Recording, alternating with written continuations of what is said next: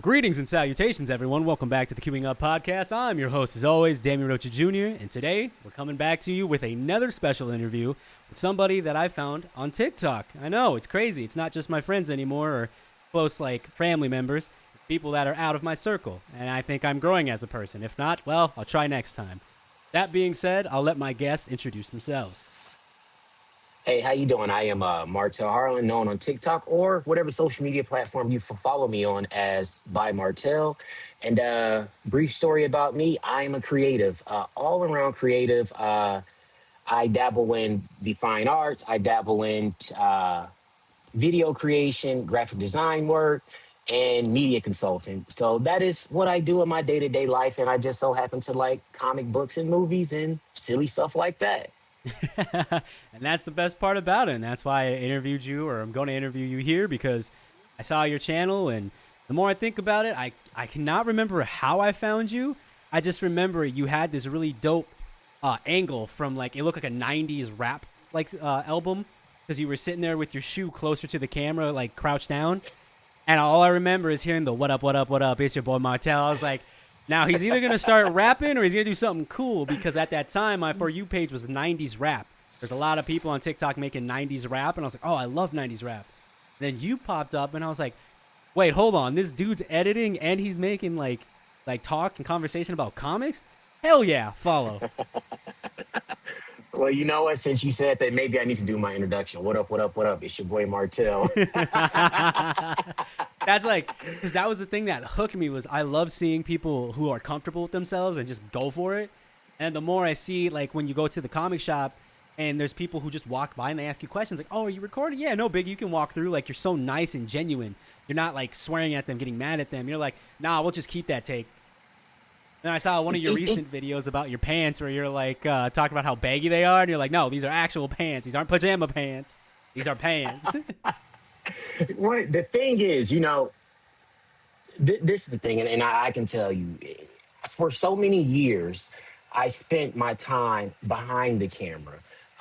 If you think about, I might age myself when I tell you this, but if you think about the conception of Vine and Instagram, at the forefront of all that creativity back then, when skits and all those things first came about, it was me and a group of creators, and some of them went on to have an illustrious career and became famous and different things like that. But I just remember just helping these guys back then, and we were just developing our style.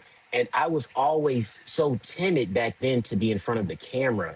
It's amazing how now, current day, when if we fast forward 10 years or 15 years, however long it may have been since then, how now I'm finally able to step in the light and say, hey, all these years I made these people hot and different things like that. Hey, let me try something for myself. So this year I decided to do it. Yeah, that's the beauty of it. And that's what I like about seeing, like I said, when people find their flow, they find that rhythm to get just going to what they want to do. Because a lot of times, a lot of people have issues just hitting post or just, hearing their own voice. That's why when I saw you and I was like, this dude just seems comfortable with who he is, how he is. And I will say, I love the fashion you have with each video, because from head to toe, you're like, I don't care if you don't like it, I like it, and that's why I'm wearing it. I was like, yes, that is the energy that people need right there. As long as you love it, you like it, wear it. You have to be authentic to yourself, because if you're not authentic to yourself, who can you truly be authentic to? Oh, yeah, always. Yeah. And that's the beauty So of why I reached out to you and wanted to talk more about comics, because I love just seeing you get new stuff, get older comics, just talk comics in general, because it's not I don't know how to explain it. It's not like a YouTuber mindset. It's just of a collector. Because that YouTuber mindset's like, what's up, everyone? Let's get back. And it's a specific voice, a specific cadence. But with you, you talk differently than a lot of these creators. You act differently. That's what I like.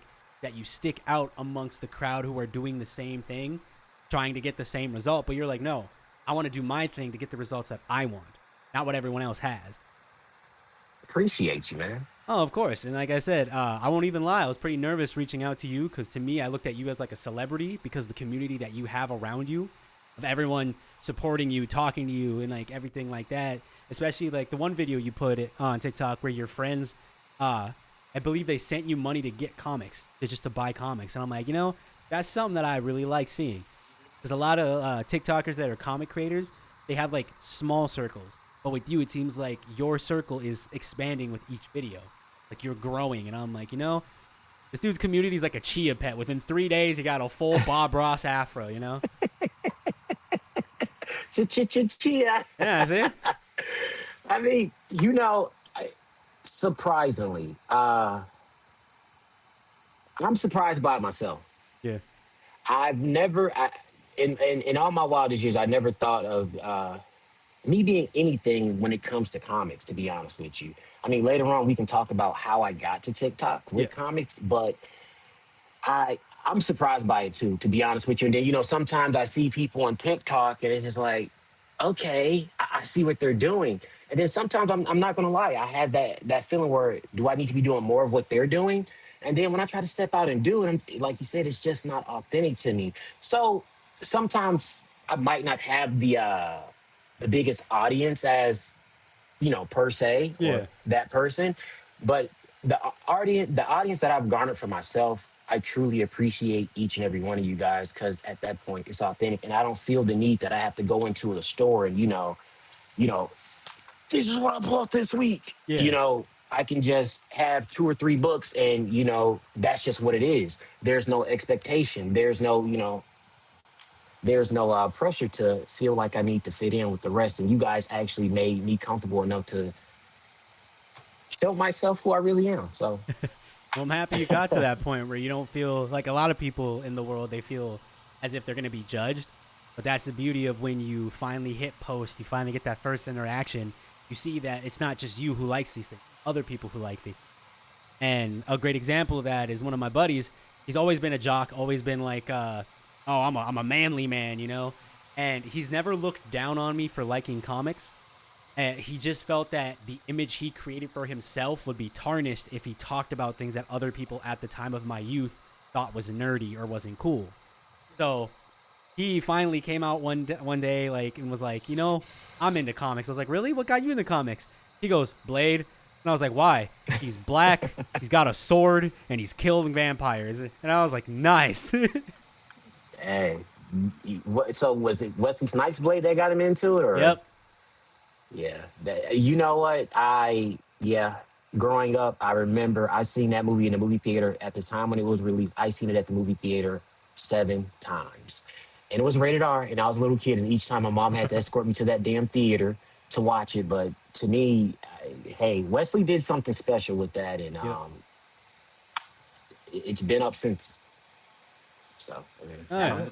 I think even now it still holds up because the thing I liked about the Blade movies a lot, because my buddy Devon, he is mixed, half black, half white, and he explained it to me that seeing someone who resembles his dad, who talks like his dad, like, walks around, holds himself with confidence, doesn't let other people like talk down to him. He goes, that's what I like seeing as a kid.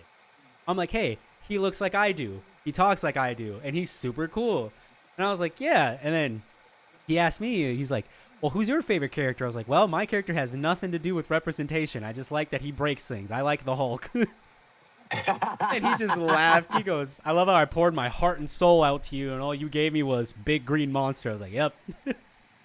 I mean, but you know what? It is important. I mean, most people won't say it, but representation in a lot of things, sways our opinion to things. I mean, it doesn't have to be color based. It's just how you resonate with how do you resonate with a whatever said character. I mean, I can't tell you who is my particular favorite character in any type of comic or animation because it always goes in a realm of four. So I mean, it's like 4 of them. Yeah. So I have not one particular one, but I mean, yeah. But honestly, I think low key. If I really break down of it, I mean, some of them may have a lot to do with black characters, but whatever. I mean, hey, like I said, I'm here to listen to how you like them, what drew you to them, and stuff like that. Because the same thing happened with my buddy Devon once he got married. His wife watched Black Panther, the movie. Soon as she saw that and saw how beautiful and rich the culture of Africa was, she dove headfirst and learned so much about African culture. She learned about different tribes. She learned different languages. She doesn't speak them. She just learned the different language names. And then she really loves the character of Black Panther. And she's like, I just love learning about him now. And I was like, see, that's the beauty of it. You didn't look at Black Panther and go, oh, he's just a black guy. And I'm like, no, you looked at him being, he is a guy who rules over his people and he loves who he is as a person. He embraces that he is Wakandan. Like, he doesn't try to hide the way he talks or does anything. That's why I like him so much. And I was like, see, isn't comics fun? And she goes, yeah, I'm just mad no one told me about this earlier. I was like, I mean, we technically did, but you called us nerds until you got into it. This is true. All it takes is you just Nah, look at a comic and you're like, dang, I like the way this character looks. Who's this? Then there's like 20 plus years of history behind that character. You're like, well, where do I read about it? You can go to your local library, comic shop, Target, Walmart. You can even order them online. You can go just about anywhere. They have apps for them too. He's like, oh, okay. yeah. You know, it's crazy. If we talk about Black Panther, it's crazy because my first introduction to Black Panther was actually through the Amazing Spider-Man TV show that was running on Fox at the time. I'm not sure what your local network it was being ran on, but Fox showed that every afternoon. I learned about Morbius, Blade, and Black Panther through Spider-Man. And honestly, it was up from there. And naturally, you had the X-Men, but I mean, Spider-Man taught me a lot about comics in the '90s before I actually picked up a physical floppy. Yeah. So, Because that's, but Spider-Man's not one of my favorite characters. I don't really care for him. hey, oh, calm down now. We get to the controversial part at the end of the video. But like I always say to anyone who's listening, if you hear what he said, he did not say he hates Spider-Man or Spider-Man's bad. He just likes other characters more. That's what a lot of people misinterpret. That's why I always let people know, like, be yourself, answer genuinely, because there's always gonna be someone who interprets what you say. Like, I can be like, I like mac and cheese more than pizza. Someone goes, oh, he thinks pizza's gross. I didn't say that. I just said I like mac and cheese more than pizza. What are we talking about? Right. I mean, it's opinions, and we all should have them, and we shouldn't be upset about one's opinion. Oh yeah. I mean, like I said again, I'm going to reiterate. I do not hate Spider-Man. I have Spider-Man memorabilia. He's just not my top tier. Yeah. He's like, now we're good. Just approved. But yeah, Yeah, man. it's like I said, that's the beauty of literature in all forms and like everything, whether it's movies, comics, TV shows, anything. And then just comics in general, like I said, the beauty of it, the passion that everyone that I've met and talked to about them is like I have yet to meet someone who's mean and collects comics, you know?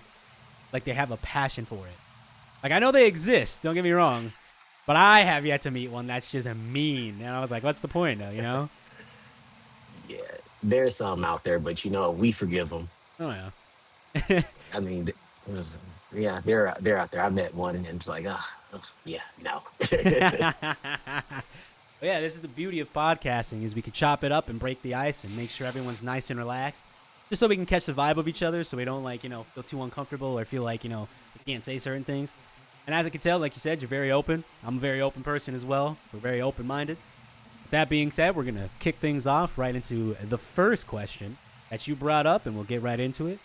What got you or who got you into comics, and like how did that all come about, bringing it to TikTok? There is not a particular who, Mm-hmm. but what got me into comics, I can honestly contribute this to my mother. Um, I don't want the show to run long, but I'm going to be very transparent because all this has backstory and relevance to the story. Growing up, I was dyslexic, and I could not read. I was illiterate. Um, and my mom would always go to the mall to pay on her Spiegels and J.C. Penney's credit cards accounts. But this is the age before internet, so they had to go to the mall. So I would hate to be drugged around the mall with my mother and my sister. So I remember my mom back then would allow me to go to KB Toys or Toys R Us, and one day I got tired of just looking at toys, so I Yeah. seen this nice little comic book shop called Techno Comics, and it's a comic book store it was based out of Fort Lauderdale, and they also produce independent comics. And I remember walking inside the store, and the salesman said, "Hey, how you doing?" I was like, "I'm doing all right." He was like, "You like comics?" And I was like, I'm like, I don't know. And he's like, "When is your birthday?" And I told him it was February 4th, and he helped me fill out this card. And he was like, "Well, your birthday's a few weeks away." He gave me this free comic because at that store, they would mail you comics for your birthday every year. So every time I would go to the mall, although I couldn't read, I was just always fascinated by the art and just look at the pictures and then just figure out in my head what was going on just based off the pictures because naturally I couldn't comprehend any of the stuff that was being told in the book. And every time my mom would go to the mall, I would go to that comic book shop and I would just look at pictures until my heart was content. And eventually, when my reading skills started to come about later on, um, I think the book that actually got me into comics was the Todd McFarlane Spider-Man #1. Hmm. That book was it was gifted to us at Sunday school at church. Actually, I don't know if a comic shop or Walmart, whomever, had donations that they gave to the church, but it was actually the complete run of the book. So every kid in Sunday school, or every boy, and the girls got something too. They gave them the full run of this book, and that's when that was my first comic book that I actually personally read.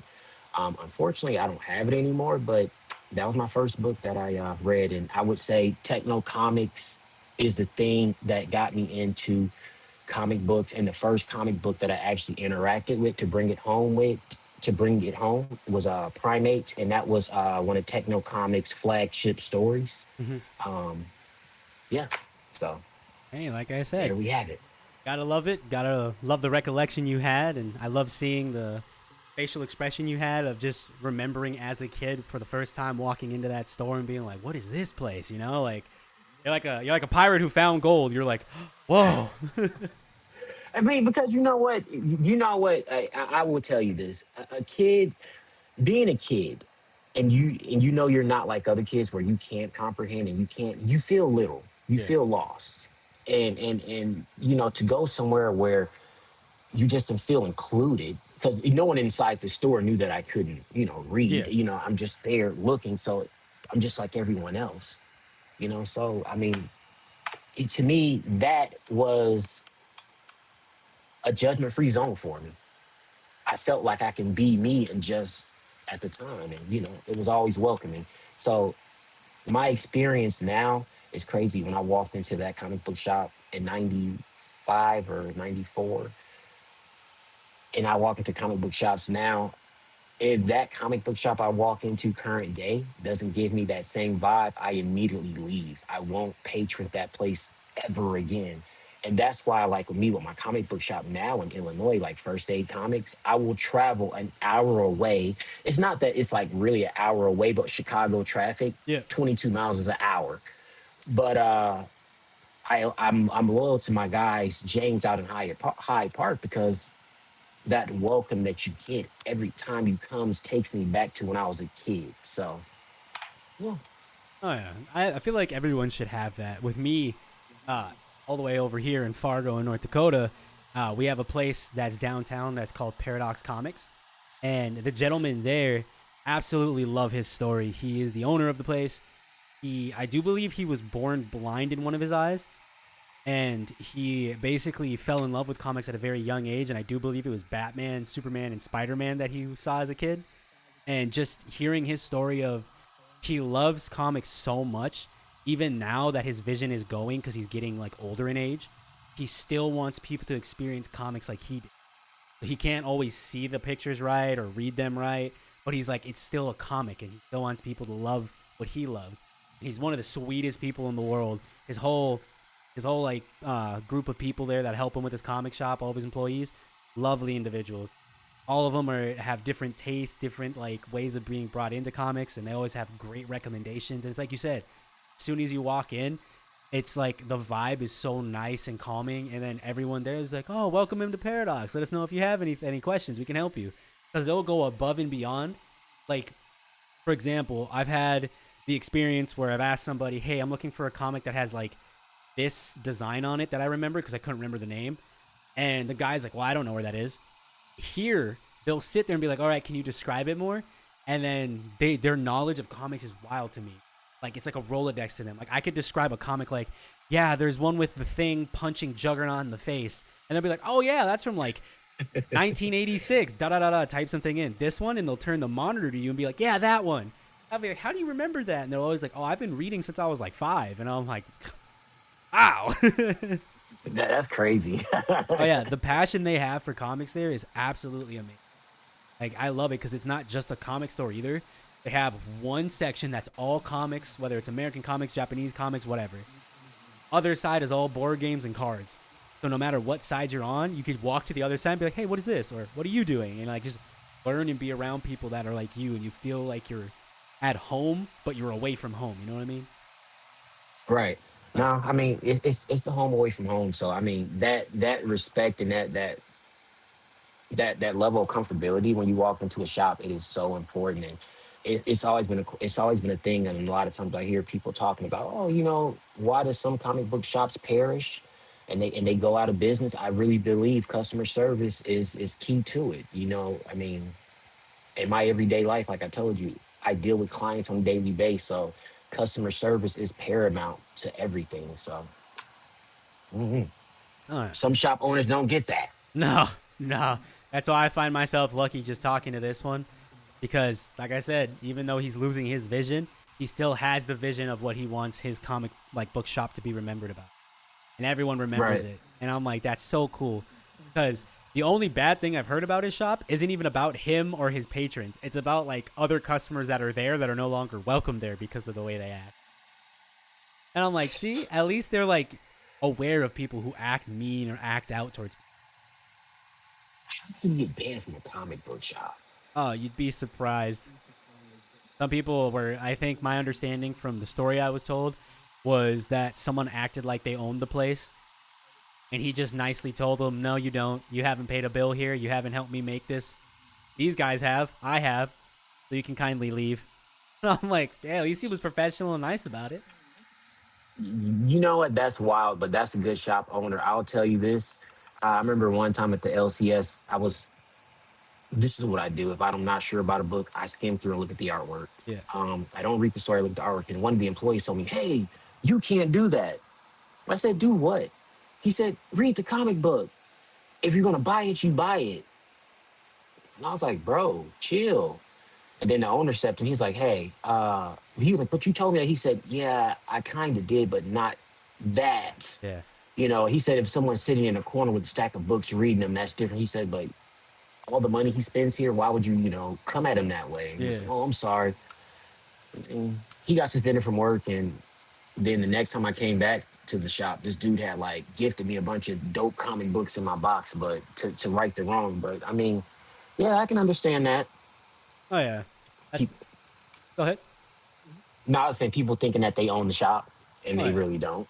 And that's what I loved about it because, like I said, it was just nice that he was aware of the situation and he nipped it right in the bud right away just to kind of get it out the way and be like, hey, this is not how we run things. This is not how we talk to people. And he understands if you're playing games with your friends because he genuinely knows a lot of people. And a lot of the employees there, if you come in very often, like let's say if you went there once a week, they'll know who you are. They'll see what you're buying, and then they'll ask you, oh, are you interested in anything? And they'll have it ready for you. So the next time you come in, they'll be like, hey, whenever you're ready to go, we got your package for you. Feel free to take as much time as you want. And I'm like, Yeah, that's so nice to get that because they that's notice how it what you should like. be. Oh yeah, but Yeah, yeah, that's very important. that was a nice, very very nice story. And like I said, don't feel afraid on time. I got the whole day off. I made time all day for this interview. I wanted to make sure that, like you said, I wanted authentic, and I love the way you expressed yourself in that story. Like I said, I noticed a lot of things. I loved seeing your facial expression of remembering when you were younger, walking around. You're like, "Oh, this sucks," and then boom, you saw comics. You're like, "This." Dude, look, I'm not gonna lie to you.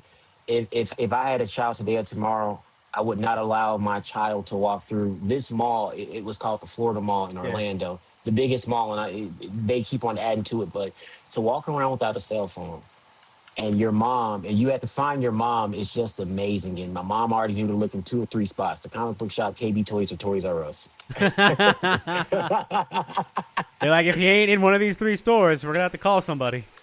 Yeah, because somebody grabbed him. Oh yeah, But yeah, I mean, it's amazing. I mean, I love going to comic book shops. Even now, when I find myself going out of town, if I have the time, I try to stop into a random comic book shop just to check it out. And it's crazy because my wife, my wife's not even into comics, to be honest with you. She Mm. she does it because it's something that I like. She doesn't read them, but she will literally get on Google and be like, "Hey, you want to go on a date? What kind of date you want to go on?" She's like, "I want to take you on a comic book shop date." And one time she mapped out a bunch of comic book shops and she took me to these different comic book shops, bro. And I was just like, "Man, I see why I married you. Yeah, you're You like, don't like it, but you I saw you that. see I I knew it. love Yeah. it." Yeah, so yeah, You're like, I must have had the eye of dope. Agamotto because I saw a future with you. Now here it is. Like, Yeah, yeah. Look, dude, I knew that the first time I met her, so I mean, it is what it is. oh yeah, I know. My girlfriend, 3 years. She knows I'm the same way. I love comics. She doesn't really read them, but she likes seeing how like excited I get reading them, or even some where like I'll even if the comic's good enough, you'll hear me go, "God damn!" Close the book, do a little lap, come back, open it, and be like, "All right, let's get back into it." Oh, I'm an expressive reader. I've been told if the book is that good or something happens, you'll hear me swear or say something. I'm like, hold on, I need to go take a lap. Take a lap, calm down. Be like, all right, I'm good. I'm back. Let's get into it. You know what? Oh, you know that now that you mention that, only book that actually did that to me in recent history, I read that Absolute Evil. It did that to me at the end of it. I was reading it in the parking lot while I was waiting on some food, and I had that same reaction. Oh yeah. Yeah, You're like, what the? wasn't a lot of Oh. action in the book, but you know what? It was a great story, and I hope it's not just a one shot. Yeah. But I know what you're talking about. Oh yeah. That's the beauty of reading, especially when you, like I said, when we're into something like comics, it hits you and it gives you that feeling of I need to take a moment because I need to collect my thoughts. Come back. All right, thoughts collected. I want to keep reading. Right, for sure. And then moving along to the next question, I do know you brought this up again before. Those four characters you talked about, you don't have to pick one out of the four, but if you want to name those four, you can, because the question is, who is your favorite comic book character? This doesn't have to pertain just to Marvel or DC. It could be any comic book character you've seen. An example of Okay. this is, I've had one friend who said Raphael from Teenage Mutant Ninja Turtles. I mean, that's still comics. Yep. I mean, look, what we're talking about turtles. This is on my desk. He's not one of my favorite characters, but I love turtles. But Yeah. favorite characters, Darth Vader, wear him around my neck daily. Oh, yeah. The Joker, uh, the Shredder, and Vader, Shredder. Hold on, Vader, Shredder, the Joker. It's hard, huh? Because you I'm got gonna give you probably a bunch. five. I'm gonna give you five Hey, that's fine. because I can't choose between these two, Dracula and Batman. Those are So those are my solid picks. favorite. Yeah, I'm a villain guy. Yeah, I could tell. Uh, I'm a villains guy. I really don't care for heroes. Only reason why Batman makes it to the list because he has that dark streak in him that he can go both ways. Yeah. If we say Vader, I'm going to be honest with you. James Earl Jones. If it wasn't for him, I probably would not care for the character as much as I do. And I think there's a lot of people that could actually say that, but that voice commands so much respect. So he brought so much power to Vader. Oh, yeah. So him, Shredder. Oh, favorite colors are purple. I mean, that's why I was drawn to the Shredder, the purple. But James Avery really brought him to life. Yes. So I know exactly. Yep. again, another powerful voice you can't deny. Shoot, the Joker, he's just so wacky and out there. He just doesn't, excuse my language, he just doesn't give a F. So him, I mean, I can see myself in him a lot. Yeah. And Batsy, uh, he's just a smart ass dude with the evil streak in him. Oh, He yeah. just won't admit to it. And Dracula, I mean, that guy's just badass evil. If I had to pick one villain, I can't. But if I had to pick two villains to rock out with for the rest of my life, or two characters, Vader, Dracula. Dracula's the character that no matter what like iteration or like rendition of him there is, he's always looked at as this big, powerful being that like no matter who you are, it's kind of like how I explained it to one of my friends. No matter who you're fighting, what version of Dracula you're fighting, you're still fighting like the father of vampires. He's not going to be like other vampires. He's not going to have the weaknesses of other vampires. He's going to put work in, and he's going to make you work to kill him. Right. And it just every iteration I've seen of him has been cool. Like even the older, like old school movies where it's like black and white, and he's like even then when he's still like I'm a Dracula, haha, like where it's very funny. But even then, like he still has that demanding presence of himself, no matter what version of Dracula it is. He shows up. They always say it's ice cold. They always say, "Oh, the feeling of fear overwhelmed me like a tidal wave." I'm like, dude, just him showing up makes the whole room change. The energy's off because he's there. Yeah, I mean, he's something to be reckoned with. I mean, whatever you say, whatever rendition you think of when it comes to him, they're all dope. Even with Blackula, like he's still dope. I mean, the movie was kind of like, eh, Yeah. but if you actually read like, let's say Rodney Barnes' version rendition of Blackula, amazing. Um, Dracula to me, I remember growing up. I come to suck your blood, blah Yeah. blah. I was like, what the hell? But I mean, man, Dracula is it's one of those things, man. I don't know what it is about the Prince of Darkness. I love the Prince of Darkness so much. I had to really figure out his origin stories, and I had to go and do a whole bunch of research on Vlad the Impaler because I just really wanted to know where did people get this story about this character. I Yep. needed to know. I mean, he's such a powerful character. He's not like any other demon that you can really think of. He's his own character, and then in the same side too, he has it depends what rendition you're looking at, but he has a love streak to him. So in that, he still shows his humanity Yep. with love. So I mean, Dracula's my guy, and I'm standing on that. Like Next to as Lord Vader, number two. he said, Lord Vader. The thing I love too is both Darth Vader and Dracula are like canonically really tall characters. Like they're massive dudes. So the fact that Dude, you you got know these what? two giants standing behind you, like these are my guys. Cool. I'm gonna go this way. I'm sorry for ruining your day. I'm gonna walk that way. Like, Dude, you know what? I'll tell you this. When it comes to Vader, I love Star Wars. That's a given. Again, same story with Star Wars, the comic book, yep. blockbuster videos. I just seen movie cases, the VHS cases. Just picked something, didn't know what the hell it was, and I just remember watching. I watched actually Star Wars in the reverse. I think I watched the Return of the Jedi Yeah. first, and then I had to go back as I got older to look at the rest. But I remember seeing that cover, and I was like, "Oh my gosh, this looks so cool!" I was very visual, so cool. But I remember in my life, I did silly stuff. Before I started college, I took a summer job at Disney World to work at Star Tours just to feel like I was a part of Star Wars. Uh, I don't tell people that too often, but I really did, and it was nothing like living your truth, being a nerd, and being in character every day. Because if you work at Disney, especially at Hollywood Studios, you have to be in character, and it just felt so good to be a part of this world. I mean, and then every day you see Darth Vader walking down the hall with his commanders and different things like that. It's just like, man, am I living a dream? Yeah. Like you're. It was so much fun. I love the job. One of my funnest jobs to this date that I've ever had.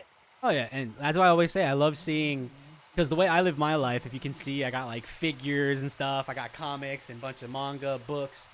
And the way I live my life is I want to make sure that not only I'm happy, but the younger kid me can walk into my life and just enjoy it as well. And I know for a fact, if younger me walked into this room, he'd be like, "What's this? What's this?" And I'll be like, "Yeah, go ahead. I'll ask away, and I'll tell you, little guy. Tell you everything you Yeah, need I to was, know." How is it? it was crazy because I was just looking at the pops and everything, and I was like, okay, you have the Bride of Frankenstein back there. You got some Dragon Ball Z, got some Yu-Gi-Oh, got the Pokemon. I was looking at all this stuff. I'm like, all right, cool, cool, cool. Although I don't like pops like that, Yeah, I respect them. I do have pops, yeah, but it's just not my thing of collecting. I like collecting vintage statues. So yes.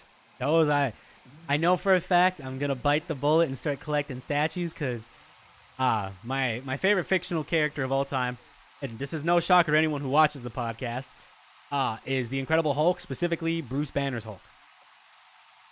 And a lot of people, they think, oh, because he's big and strong. I'm like, well, no, yeah, that too, but he deals with a lot of stuff that a lot of people don't get the time to read about. They only see him destroying things, him looked at as the monster. He deals with depression, anxiety, suicide, loss, multiple personality, bipolar. Like, he deals with so much mental illnesses.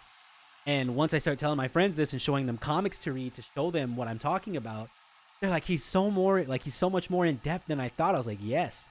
And the thing that's beautiful about him is when other people try to take his power away, they can't handle the anger, they can't handle the stress, they can't handle the voices. And I'm like, yes, that's the thing about it, is the Hulk isn't just a monster. He's trying to, like, depending on what version of the Hulk you're fighting, because his different personalities have different Hulks, it's a different attitude, it's a different mental illness. And I'm like, and at the end of the day, just much like Dracula, you're still fighting a Hulk. It's going to hurt when he hits you, no matter how strong you are. And that's why I love him so much, because the more I read about him, the more I get to see different sides to each version of his different personalities. And like, one of his personalities is the one we see a lot, known as the Savage Hulk. He's the one who's big, Hulk, strongest there is. And one of the gentlemen that I interviewed, he didn't know this, but the Hulk, the Savage Hulk, is based around Bruce Banner's dad. That's how he saw his father, was this big, angry monster. And the anger that fuels him is him as a child. That he was mad that he couldn't stop him from being abused by his father. He wasn't strong enough to save his mom from dying by his father. He wasn't strong enough to be who he believed he wanted to be. So the Savage Hulk is his child anger in the form of his angry dad. And I was like, Hell, dude, you just put me on the game, not to cut you off. I didn't know it was that deep. I really didn't, because the Hawk is one of those characters that's like, I don't follow. But I mean, you put it that way, yeah, you're right. that, And if you actually, you know what? If you really look at some stuff, you're right. Thinking about it, you're right. oh yeah. Interesting. And that's what I love about him, because much like how you learned a lot about Dracula, I went in, found out everything as much as I could, because I know there's always new stuff coming out with Hulk and everything. But the one thing I'll always love is small little facts, like, oh, did you know Hulk started out as gray? And then eventually they actually made a misprint making him green. But they found out, oh, this sells more when he's green. Make him green. I was like, that's so cool. And then they brought him back as Gray Hulk, who's a whole different version of the Hulk. I was like, that's awesome. The fact that they can bring back his original color, but it's a different version of him at the same time, amazing. You know what? I never knew that. I actually have Grey Hawk books Yep. that I don't know why I have them, but I have them. But I never knew that's what happened. How he became the Green Machine. It Yep. was a misprint. Interesting. And then the person, I do believe, if I remember correctly, the person who accidentally made the mistake on the machine thought he was going to lose his job, and they promoted him. Why not? Yeah, they're like, hey, good job making that decision. He's like, it was a mistake. No, it was a decision. Here's more money. Okay, cool. It was a decision I made. That is so dope. I mean, when you hear history nuggets like that, it makes you even like things even better.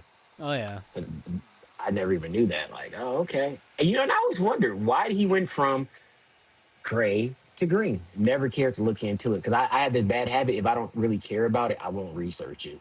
Which is fair. Yeah. Because I'm You the just same taught way. me Like, something. oh, yeah. And like I said, he's my favorite character, like, in all fiction. And a lot of people just think the same thing, like the surface level stuff they know about him. But when I sit down and talk to him, they're like, oh, I can see why you like him. I'm like, yeah, because there's storylines where he's dealt with suicide, where he's tried, like, killing himself, and Hulk won't let him. And it's not that Hulk is getting mad at him for, like, trying to do it. Hulk's mad at him because you're not accepting him.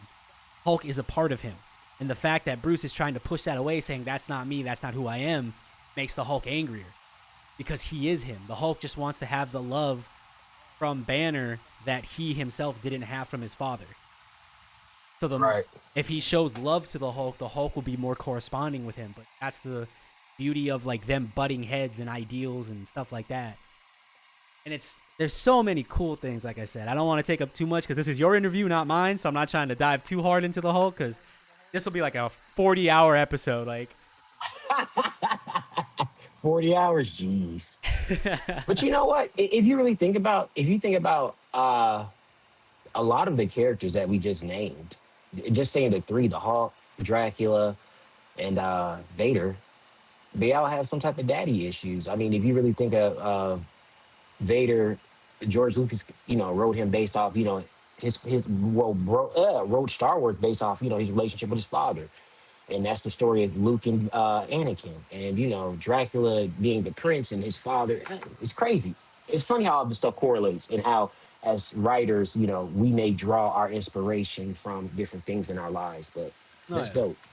But yeah, like I said, you'll always. I don't think there has ever come a character that has come close to switching places with the Hulk. He's been my. I've rocked with the Hulk since I was a kid, and like I said, the older I got, the more aware of the world I was. And learning about the Hulk, I'm like, oh my god, I can learn about the Hulk and real world problems that he faces that I can also go through, like having anger issues, trying to say the right thing, but it comes out wrong. And I'm like, that's so cool that they show this in a comic. That's why I'm always down to rock with the Hulk until I die. So, question: do you like Lou Ferrigno, Hulk? I did watch it when I got older because my dad showed it to me because he's like, this is the Hulk I'm used to. And I like it for what it was because I do appreciate the effects. I do not like how the series ended, though. That's the one thing I think is kind of interesting. Because you know how it ended? How did it end? Ah, You know what? I don't know. I used to just watch reruns. I don't know if I ever saw the last episode. if I'm not mistaken, Lou Ferrigno's Hulk dies in a helicopter crash. What? Mm-hmm. That's impossible. That's what I'm saying. I'm like, nah. That must be a multiverse Hulk. That ain't my Hulk. My Hulk will eat that for breakfast, lunch, and dinner and be like, I'm still hungry. You want to have to find that on TV Land. Is TV Land still a thing? Yes, if I'm not mistaken, it is. I'm gonna have to try to find that because I think what did I used to watch it on? No, TBS. I used to watch it on. Yeah. Yeah. It might be on Jeez. Disney Plus now, I think. Really? If I'm I'm not gonna go mistaken. look for that after we finish. Yeah, I was gonna say I might be mistaken, but I do notice that they grabbed a lot of once they got like the rights back to other characters, they bring in a lot of their old school stuff that you could have watched before. All right. I'm gonna try to look into that because I'm intrigued on how that actually ended. Yeah, because if I'm not mistaken, that's how it ends. Is he dies in a helicopter crash, and I'm like, what? Why would you end it like that? Helicopter. He couldn't get gamma poison. Like really? Or something. I mean, like, for example, one of my favorite movies of the Hulk is the 2006 version. I don't know if you've seen Which that. one is that? Give me the actor. Which actor is that? I'm terrible with actors. 2006. Oh wait, 2006. Okay, so that was the first one I was in high school, or Yeah, right that's after not high the one with school. Abomination. This is the one where it's actually Bruce's dad is the main villain. He's Absorbing Man. I'm gonna have to go back and check it out. Yeah, Is that 'cause so? Is that Hawk 2 or is that? that's just the first one. And I don't know if you remember this. There's a scene where his dad infects 3 pit bulls with gamma, and they turn into hulked out dogs, and he has to fight hulked out dogs. I'm gonna have to go back and watch it because it's with the dude that was the skinny dude with the brunette hair, right? Yes. Was that him? Okay, I'm gonna have to go back and watch it because I can't remember that. To this I day, I'll can't. die on this hill. That is the best rendition of a Hulk that I've seen on live screen. And it's not because it's nostalgia. If you go back and watch it, the angrier he gets, the stronger he gets. He also grows in size as he's getting angrier. They also show how fast he can run when he's straight up keeping up with helicopters because he's running after them. And then he starts Is that when he was bounding. running in the desert? Yep. Okay. I know which one you're talking about. Okay. Oh, okay, yeah. okay, And then okay. there's I'm with you. there's such a tough scene where they shoot a missile at him, captures it, bites the tip of the missile off, and spits it back at the helicopter and blows it up. I'm like, that's tough. You know, I don't think they ever after that they I don't think they ever made him that violent going on in future movies. To be honest with you, because when I think of the other Hawk stuff, I just felt like it was like watered down. Yeah, I feel the same exact way because the beauty of it too is that that movie shows a lot of his mental illness. Like it shows him looking into the mirror and the Hulk scaring him. It shows him having PTSD when he's doing stuff like, oh, his mom used to be here and then a nuke went off and stuff like that. And I'm like, whoa, what the what? Like it's the way everything works in that movie, in my opinion, is so well done. Yeah, for sure. I'm going to go back and watch it, but I remember what you're saying very vividly. Um, that desert scene, it was crazy. Oh yeah. So that is the one standout to me about that movie is the desert scene. The rest of it's kind of like a blur. I do remember him looking in the mirror and getting scared when he sees the Hawk for the first time. You know what?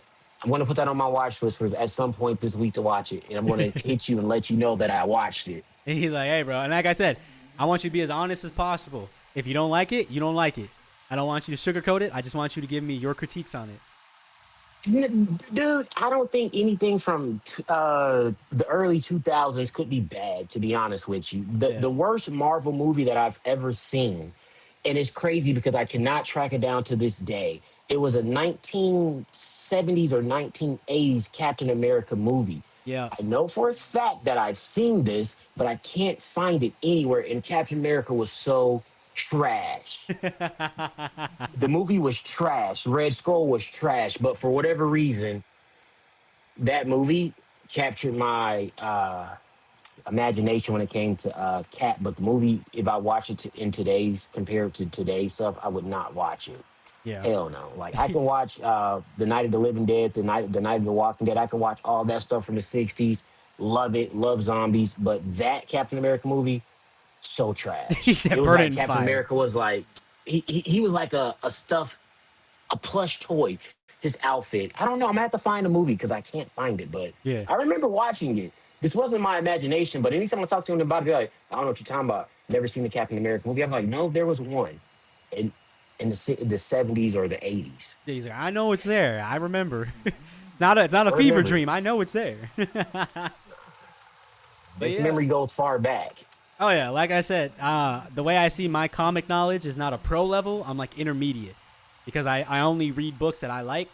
So I have other friends that they read everything. So you can talk to them and be like, oh, so you want to learn about Spider-Man? Which one? You got like a whole multiverse. So I'm like, yep. See, that's why you talk to him. I only know maybe 4 Spider-Man. I only know one, Peter. I mean, and now Miles Morales. Mhm. Yeah, I only know that guy. Uh, but yeah, with that being said, moving on to the next question. Do you have a favorite comic of all time or like favorite storyline as well? Could be either or, if not both. If you need some time to think, I can gladly tell mine Um, because I I got two. have some stuff. Yeah, I have a few. Um, Let me see. One, two, three. One, two, three, four. I think I have 5 books here, right? Yeah, But it's all for different reasons. hmm I'm not pigeonholed to one particular story. If I'm pigeonholed to one story, I'm going to be honest, and if you don't, I'll just share this stuff with you because I won't be long with it. If I'm pigeonholed to one particular comic book character, it's going to be Batman. Oh, that's beautiful. I think this is the Todd McFarlane cover. Yeah. Batman is one of my comic books that if you watch me time and time, week after week, Batsy is always going to be somewhere on my list if a Batman book is released for the week. Yeah. Um, because I just love Batman. Another story. Uh, let's see. Another story again based off of nostalgia purposes. Uh, you showed something similar, but it's Wolverine. I feel like I Yeah. can't live about. This is not the original. This is the facsimile, but I don't know. I got it. I said, let me get it graded, put the special thing in here. Yeah. But this story right here, if you're a comic book reader and you're new on TikTok and you haven't read this, please go out and get the trade for this. This is great writing. um, we're rounding it up. I'm not even going to show the other one. The other story, a comic book story that I'm really, really, really invested in too. You might not even be surprised by this. Philadelphia. I started seeing a lot of this pop up on TikTok. Yeah, I mean, 4 years ago, when did this book drop? Maybe like 4 years ago. I'm not sure. I didn't know anything about this. I was actually at a comic book convention selling my comic. And someone's like, "Hey, do you know anything about Philadelphia?" And I'm like, "No. What's Philadelphia?" And it's like, "It's about vampires in Philadelphia." I was like, "Okay." And you have a detective, this and that. And I was like, "Okay." And I kind of brushed it off. And then I remember one day I was just bored and um, I went, I don't know, I grabbed this book and it was so freaking good. It's an Eisner Award winner because it's an excellent book, excellent artwork, great storytelling. I can only speak to this book in particular. I have not went out to read the whole universe Yeah. with interacting with Spawn and different and those different characters. But this particular first run of it, I'm not going to give anything away with it. But with the founding fathers, if you haven't read it, guys, get out there and read it. It's an amazing story. Um, the la- what was He's- the question again? what is it? What is your favorite? Like, do you have a favorite comic of all time or story of all time? You can have multiples if you'd like. Okay, my favorite comic of all time is Batman. Hmm. My favorite story of all time is Florida Man. You, you don't even know what that is, right? I do not know. No, no one knows what it is. All right, this is my favorite story of all time. Florida Man. Brief rundown about this book. Um, this is my book. I wrote it. So of course, if I'm going to create something that's going to be my favorite, um, this book, when we talked about the Hawk and different things, dealing with depression, this book is like therapy to me. Anything that might have went through in life, or anything that me and my friends might have went through in life, I decided to write a comic book about it. And I briefly spoke about this on TikTok, but why it's my favorite story because um,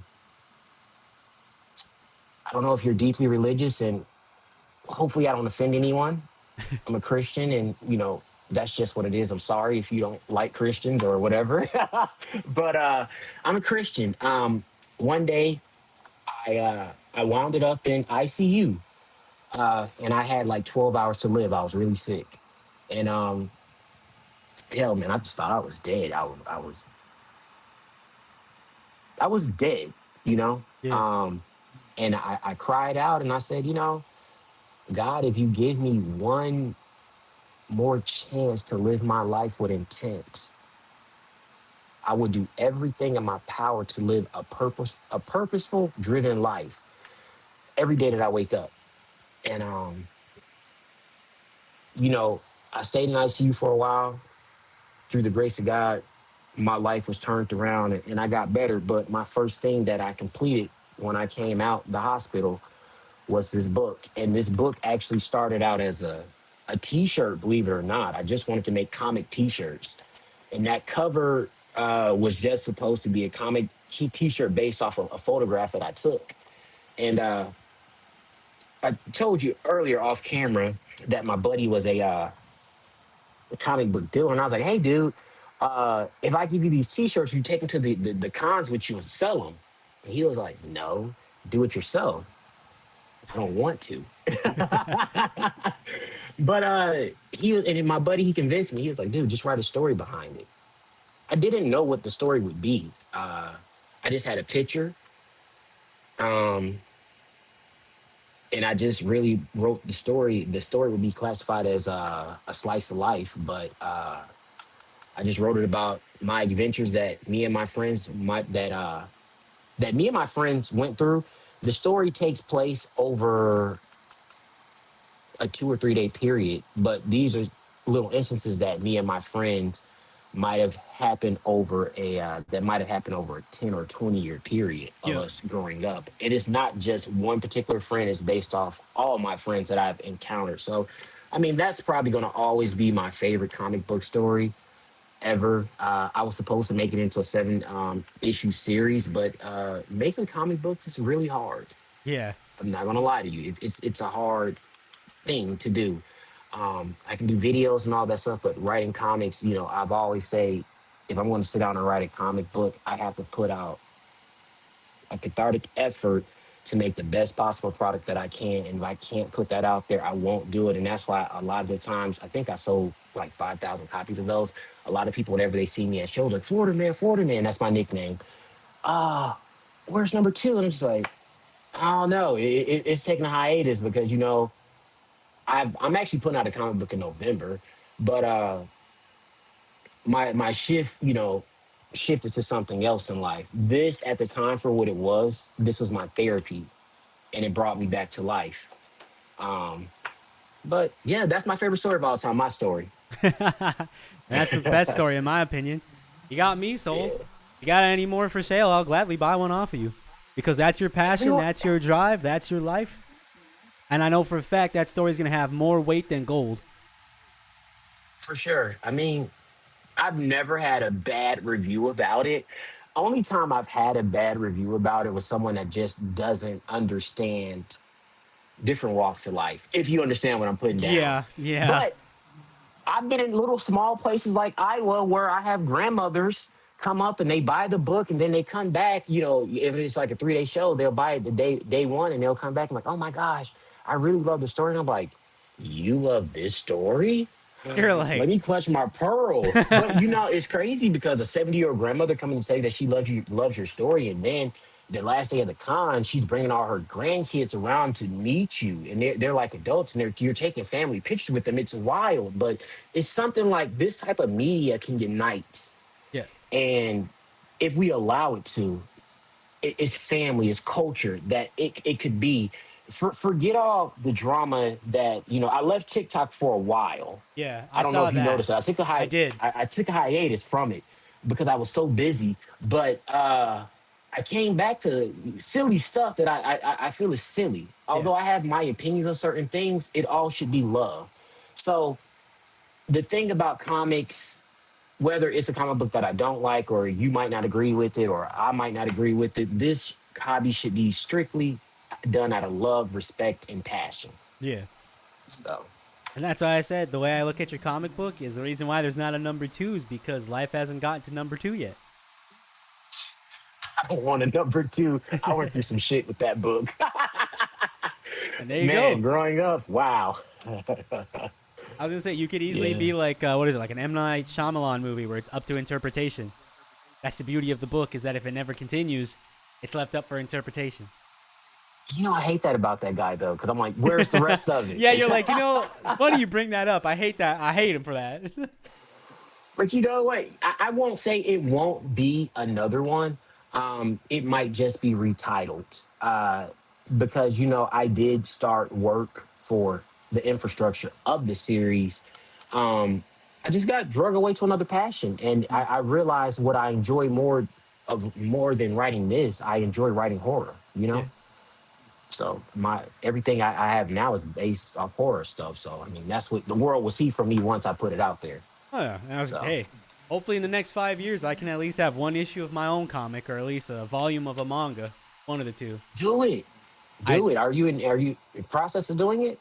Yeah, so I already have an artist that wants to help me make the characters come true, and I have the storyboard. So I have the starting and I have the ending.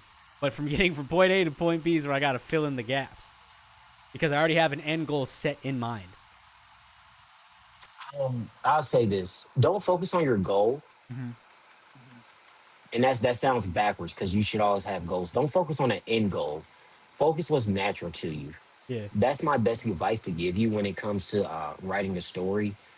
If you have to sit back, and if it may take you 2 weeks to write a page, fine, but make sure it's organic and it's not rushed. Take everything around you and open yourself up like your chakras, and just be receptive to everything around you. Because if you leave yourself to be open and receptive, you never know what the world may feed you that will actually elevate and take your story to the next level. yeah. And like I said, I appreciate it. And I do mean that, by the way, that I would love to have one of your books because, like I said, it's a passion that you have. If you have Got any you. extras. If you don't, then I do. No, look, trust me, I do. I have a stockpile of them. You're the third person this weekend to say something to me about it. And I'm like, you know what? Maybe I need to open that comic book website back up. shut Because up. once I I cut it off, but I need to open it back up. All I ask from you, I want to see that beautiful signature on it. I'm going to do what you do. It's going to be the first comic I send in to get graded so I can be like, yeah, this is a guy who was so inspired with his life. He did something with it. You want to hear something crazy? I didn't grade any of my comic books. Crazy enough, I didn't send those in. Um, my buddy sent those in. He said, "Give me a bunch of books. I just want a bunch." He made me sign a bunch, and then he made me give him non signed covers. I'm like, dude, am I allowed to curse? Yeah. No. I said, why the fuck do you want all this shit? You're like, cuz you're my guy. And I'm not gonna lie, he gave me these and he brought me a stack of these. And dude, I'm not gonna lie, when he gave me this stuff, the first time I opened this, is this I'm not sure if this is the actual first one because the second run is a lot lighter. But when he gave me this, dude, I cried Oh, yeah. because it's one thing when you create something, it's one thing to see it on paper in your mind, but it's a whole nother thing when you physically touch it. A comic book, like I told you, I do a lot of graphic design work. A comic book, even though I make hats for people and different things like that, hell, this is my whole design that I'm wearing. But it was something about grabbing that book. It was like full circle in my life from, not being able to read and, my first type of media outside of comic book that I understood what something was a comic book. It was a full circle moment to me. So for that, I will probably always be a part of the hobby, even if I'm not actively buying new comic books every week. It's Yeah. something that's always going to be in my life forever. That's the beauty of it. I love the name, too. What? Florida man? Yeah. I'm a Florida boy. I mean, That's what I'm you know saying. what? Like, it's part of you. It has it has to be true. And it's crazy because it's like the adventures of Florida man. I the it's crazy. That story started out as a called The Watcher. It was actually something that based off of a young man growing up in a single mother home, Yeah. which that was not me, but that's what the story started out as. And then I was like, told you my therapy. I just wanted to reflect on things that I might have done, and and it just became that. And I was like, well, what else can I do? And the cover, the dude, he has his golds. I mean, not saying that they don't have golds anywhere else in the United States, but slugs, and our dunk culture in Florida is like one of those things that we love, loud music, golds and wicks and locks and things.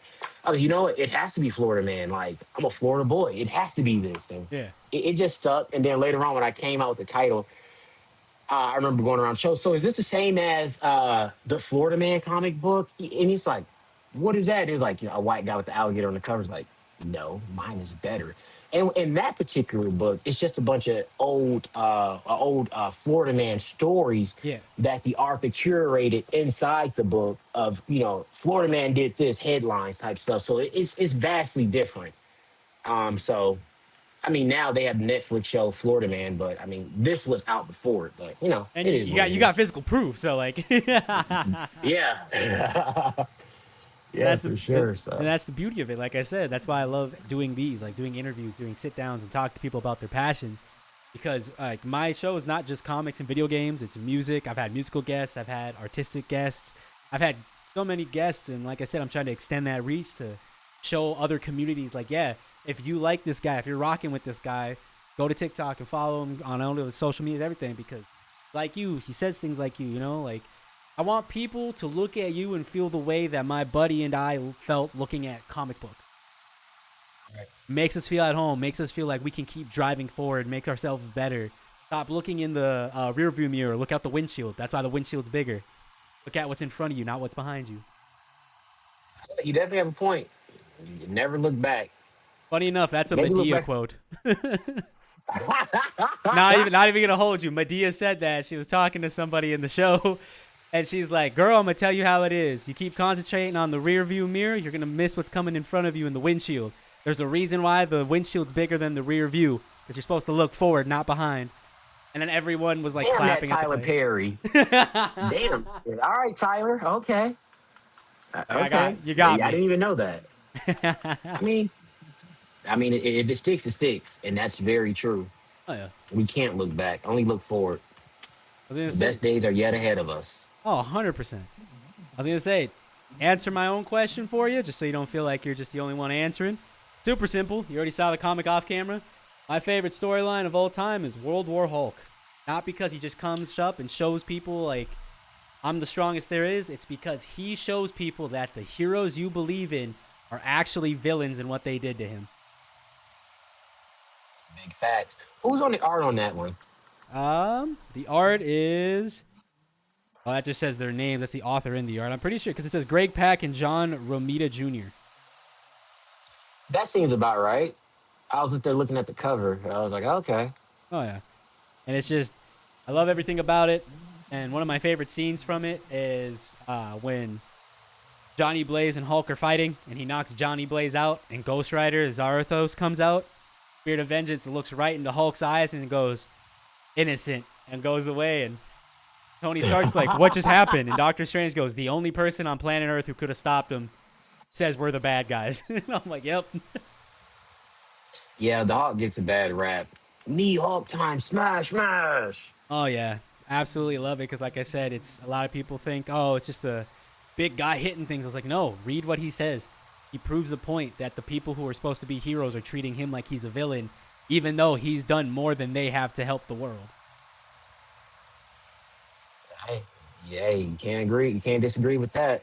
Oh yeah, and moving right along, just so we don't get too stuck on me once again talking about the Hulk. If you can't tell, love the Hulk. But the last question, or not the last question, the next question is, can you recall the first comic book you ever read or saw, which we already went over that. I already showed you off camera, but just for people who are wondering, first comic I've ever read, which I did misspeak off camera. This isn't the first comic I've ever owned. Because when I was looking through my box of comics, I saw another one that I'm like, no, technically this is, because I got this myself. It was for free comic book day. It was like a Spider-Man comic or whatever.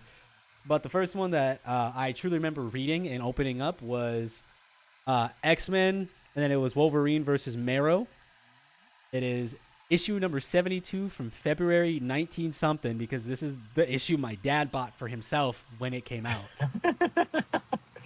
And everything about this was cool because I learned she's an assassin. Her mutant abilities to overgrow her marrow and like form them into shields, knives, scepters. Such a cool comic. And then seeing Wolverine struggle with that, because I think she also has an ability to heal, but it's not as powerful as Wolverine's. But it's the fact, it's the fact that I do believe she can also change the density of her bone marrow too. So like the adamantium has a harder time cutting through it. Like he can still cut through it, but it's not like a clean slice. He has to hit it a couple times before it cuts through. Damn. You never would have picked up on that watching her on the TV show. Yeah. Yeah. Never. That's like I said. Just power. Oh yeah, it's a beauty. And then last question before we get into the controversial questions, which is going to be kind of like a speed round. In that round, you just say you agree with one thing or the other, or you say yes, no, or pass if you don't want to get too controversial. But the last question of this interview before we get there is, has a character ever inspired you in your day-to-day life? Just any character you've seen.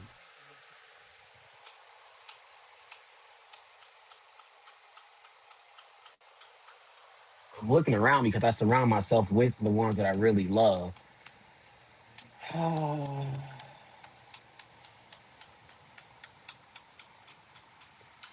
going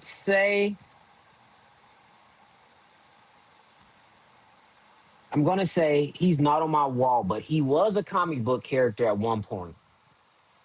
But he's a real person. Muhammad Ali. Yeah. He taught me to be the greatest, so that's the motto I live by.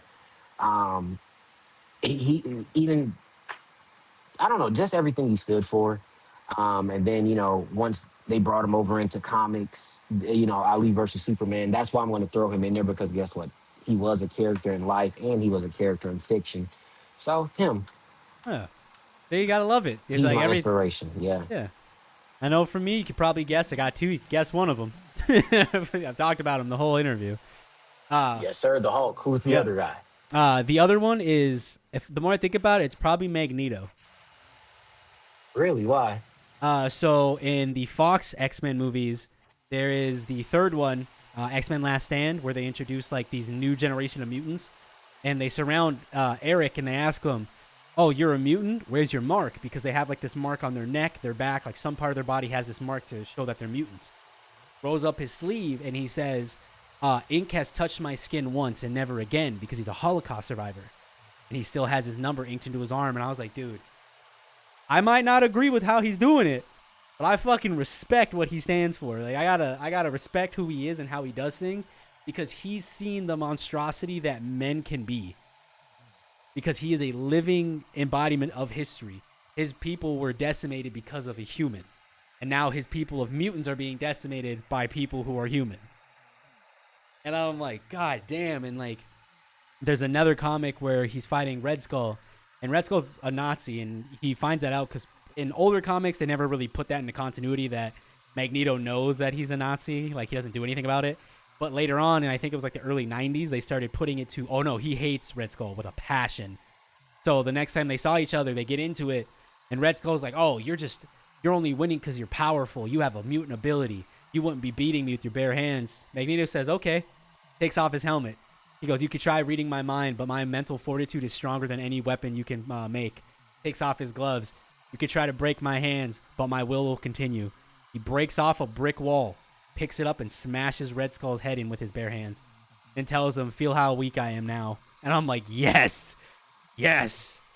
What story is this? You have to send me that off camera. I need to go buy that book. Yeah, I love the Red Skull too. Yeah, because that Find me that whole book. interaction is so good. Because I think if I might, I'm paraphrasing here, but he does say something along the lines of, "I know what you are and I know what you've done, not only to the mutant people, but to my people, the Jewish people. And on their last breath and mine, you will die here today." I'm like, dude, yes.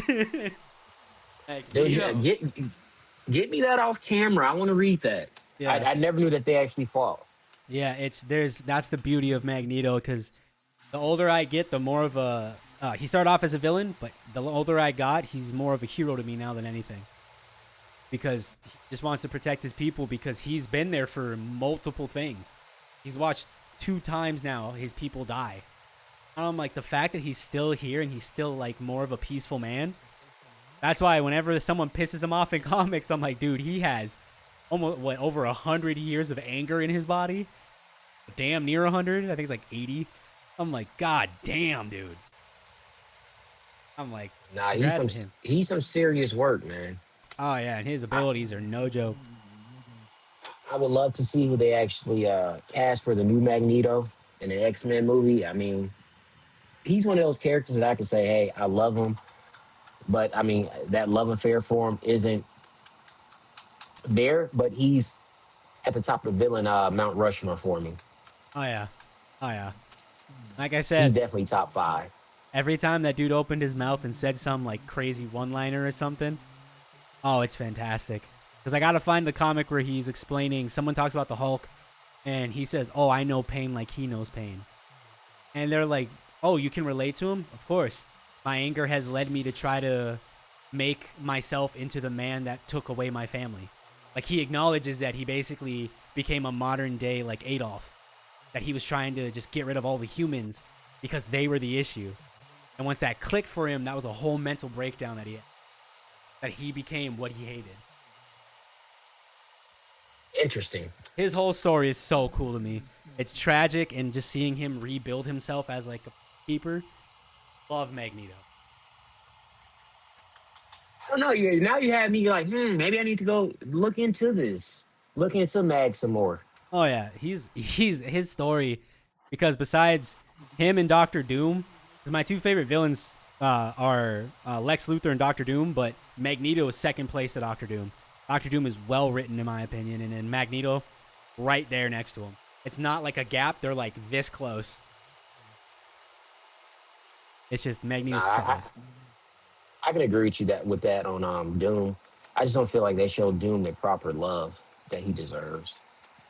Oh yeah, Like honestly, I had so much high hope for One World Under Doom this year, but his actual standalone story, from what I read lately, it's been okay. yeah. The best Doom story that I read this year was that one that dropped, in March. The Sanford Green one, the really big one, the oversized Treasury Oh, edition. are you talking about this one? Mm-hmm.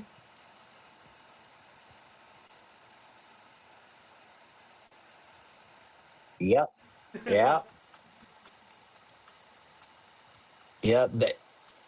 I had to go read that on the internet because I have an open mind. Yeah.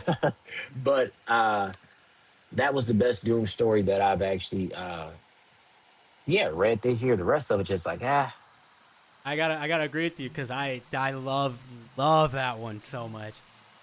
The way he talks in it and the way he's looking at the face of like inevitability. And like I said, paraphrasing again, when he says, "When you're facing down death, you're facing down your last like couple minutes. Just let whoever's in front of you know that doom is inevitable." I was like, yes. He said, "Even if yes, I die, sir. you're gonna feel it." Great story. But you know what? I think a lot of people I don't see a lot of people picking that damn book up. I really don't. I don't know if Yeah. it's because of the price. What was the price? $30 or something like that? Yeah, I think it was like 40. 35, 45 when it first came out. Yeah. A lot of people not picking that book up. I don't know because it's oversized or not, but that is, if you have to pick one Doom story to read, that is the one that you should be reading. That one, it's solid. I love the way. My biggest thing is I love the artwork, but I also just love the way that Doom always talks to other people. Like if he respects you, he doesn't belittle you. Facts. Like he'll just talk to you just how it is. Like, hey, I might not agree with you, but I respect you as a person, and you gave my respect and my time. Don't waste it. Be like, okay. Nah, look, dude, he's such a great character. Um, let's see what Marvel does with him in the movies. Hopefully, it's just. Mhm. So, whatever. Well, yeah. I want to say before we get into this speed round of like the hot seat questions, I want to say thank you very much for taking time to come on to the interview. And at the end of this, no matter what you answer in these hot questions, still love that you showed up. Won't hate you in any way, shape, or form. I just want to see like your kind of mindset on these things. Let me know when you're ready to Got you. go. Ready. Gotcha. So, question number one. I think I already know the answer to this one. Batman or Spider-Man? Batman. Gotcha. Next one. Superman or the Hulk?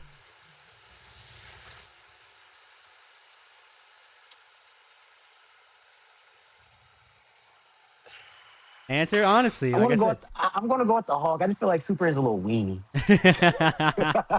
Got you there. Next up, we got some statements here. Like I said, you can say you agree, disagree, or pass. Marvel has better looking characters than DC. Just appearance. Like just their appearance wise.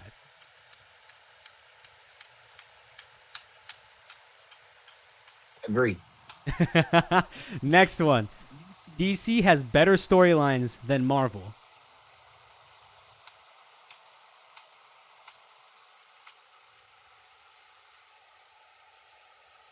This year, yes. he said I found a loophole this year. uh, uh, I'm gonna say.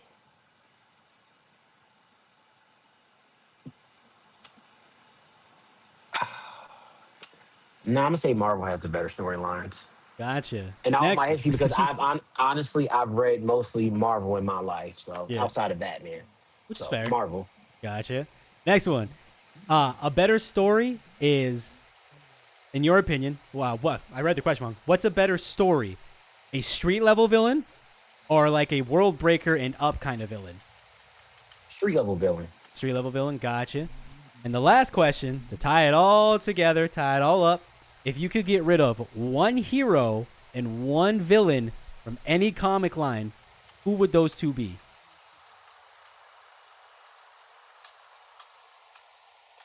As you can tell, some of these are kind of heavy hitting, like they're kind of loaded questions. I feel like, yeah, what kind of opinions you got?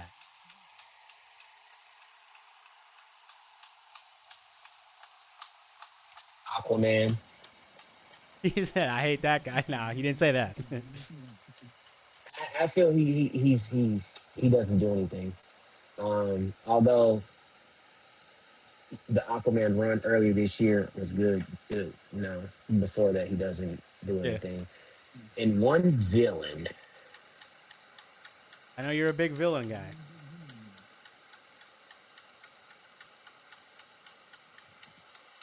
He's like, let me look.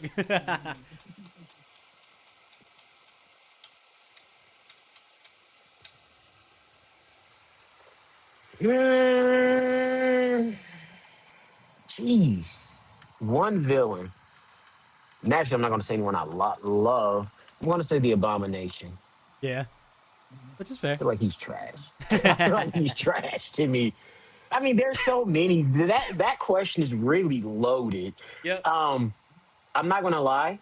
That speed round question, you should have gave me that ahead of time, so I could have actually thought about it. Because offhand, I can't think of anyone that I could part way with. But I'm just gonna say Abomination, but I just feel like he's just trash Which is fair. to Like I me. said, that's the beauty of the speed round too. Is like I feel like you're gonna answer because like you got the quick answer, but then you got like the thorough answer. But I feel like the quick answer is gonna be like the more like funny one that gets more engagement because they're just like Superman or something, and you'll be like, out of every character, listen, I panicked. Like, just, I mean, don't get me wrong, Superman. We all grew up on Superman, but to me, I absolutely feel like Superman is trash. I do. Uh, the movie, I really enjoyed the movie this year. yeah, I love everything that Superman stands for. But just storyline, it's just boring. If you think about it, even when we go back to your question about DC, who writes better stories, I think Marvel resonates with people more in a way. To me, I don't really care for too many DC heroes outside of Batman. oh, yeah. Like Flash, I'm just like The Lantern, I'm like Batman is my guy. Oh, yeah. I mean, it's Batman and then Superman. I think I might be missing someone out, but I mean, those are my guys. So that's who was in my forefront growing up. So I don't know, Oh, yeah. whatever. That's why I really like the Absolute Universe because I feel like they're actually giving love to other characters. Like, it's still the main crew, but like, I want to see storylines that aren't just the big three. Like, I want to see like, let's say like a Blue Beetle run. I want to see John Constantine. I want to see Booster Gold. Like, there's other characters that are really intricate and cool. Like Etrigan the Demon. The dude literally is spitting bars of poetry while he's beating you up. He's like Killer B from Hmm. Naruto. Constantine, very underrated. A lot of people joke about him, but to me, maybe it's me with my fascination with the dark stuff. But Constantine is that dude. Like he's one of the darkest characters in DC that I absolutely love. Oh yeah. That doesn't get enough love. Like when they had him in Rodney Barnes' Batman Full Moon last October, was that? Yeah. I was so happy that he got some love. Like somebody wrote him into a mainstream storyline. It was just like especially with the Batman part of it. So it was dope. Oh yeah. He's a dope character. Like I said before, this is the part where I'm going to let you shout out your socials, shout out anything else you want to do. And after that, I'll do the outro. And then, as always, I do appreciate you coming on, giving me your free time, and giving me time to talk. And we can talk about comics because we're both passionate about it. We both love it. But go ahead and plug whatever you want to plug. I'm not gonna plug anything. I'm gonna ask you a question really quick because since you made mention that you were a '90s hip hop head, I was wondering, did you happen to see this cover when you were in the shop this week? I did not know. You know what this is, right? I don't. What is it? So this is Illuminati. Yep, Illuminati. But this is a homage to the De La Soul homage cover. So when you said '90s hip hop, I just thought of you, and I just looked over and glanced like, oh snap! This is just sitting on the top that he mentioned this earlier. So yeah, I mean, even with that post with Mass Appeal, where they're bringing out that legendary comic book I posted Yeah. at New York Comic Con, hip hop and comic books are so intertwined, and people just really don't realize it's how much they're go hand in hand. But enough of the jabber. My outro, brother, I really appreciate you having me on, and I appreciate you reaching out to me. We're gonna have to suit up and do this rodeo again. Oh yeah. Had a lot of fun doing it. Now, for our socials, everything should be by Martell on TikTok, Instagram. You can find me in those spots. If you do see me, don't be afraid to say hello. I don't bite. Well, with that being said, like I said, thank you so much for watching. Thank you so much for listening, and we'll catch you guys in the lobby the next time you decide to queue up.